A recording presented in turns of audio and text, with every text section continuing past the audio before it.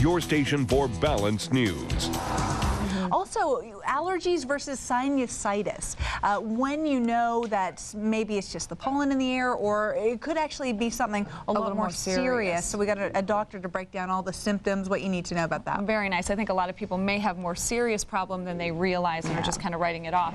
Well, do you always feel a little tired, congested? It may actually not be allergies. It could be much more serious. We're going to have a doctor in studio to tell you what you need to look out for. Yeah, those bad headaches. Well, it may be allergy season, but if you're constantly sniffling, you're feeling congested, you're suffering from headaches, the problem could actually be much more serious. And Brian Weeks from Alvarado Hospital is here with an explanation and finally relief.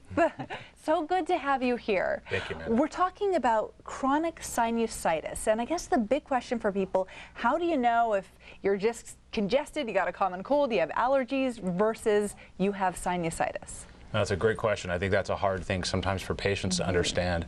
Allergy symptoms are typically congestion, runny nose, maybe a little bit of sniffles, irritation of the eyes. Patients that have fatigue or are chronically tired, that have maybe green or yellow discharge from their nose, severe headaches, that's typically an indication that they may be suffering from more than just allergies. And that can be a chronic, serious medical condition called chronic sinusitis. And that can lead to other types of problems like asthma and things that are associated with sinus problems. Right. And really some serious side effects. So it's very important that you do get this diagnosed properly, right? Absolutely. I mean, patients come in all the time that are, again, experiencing breathing problems, problems with headaches, fevers, no energy at work, and really it's indicative of a more serious condition called chronic sinusitis as opposed to just a common allergy. Gosh, it makes you miserable too. So let's talk about the traditional treatment. You know, back in the day, what was being done to treat sinusitis? Absolutely. There's been a huge shift in the way we treat these conditions.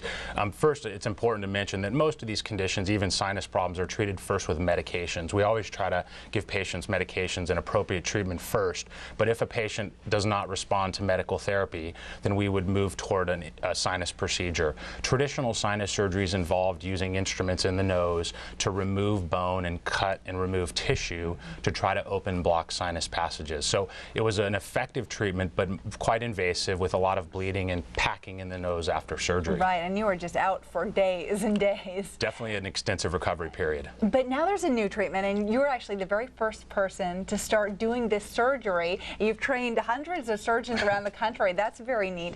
It's called the LUMA procedure. Can you explain a little bit what it is? Absolutely. Well, LUMA is basically a technology where we use a lighted wire with the balloon technology, and we're using a light through the nose to really guide the way into the sinus cavity. As opposed to using traditional radiology equipment, we'll use a light to expose the sinus that we're interested in treating, and then we'll bring the balloon in. And I was actually the first surgeon to use the LUMA technology with the balloon. Right. The balloon had been out for a while, but then LUMA became involved a year or so later. And so you save yourself from all that radiation. Absolutely. No radiation exposure.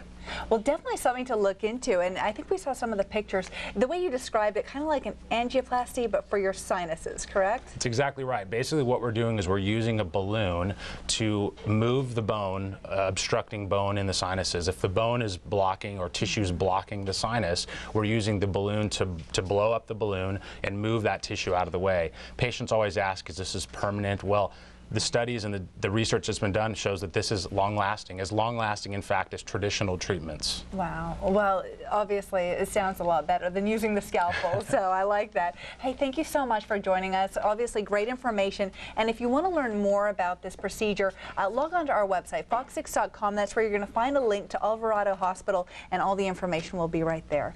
And Dr. Weeks, we appreciate it. Thank you for having me. It's a pleasure.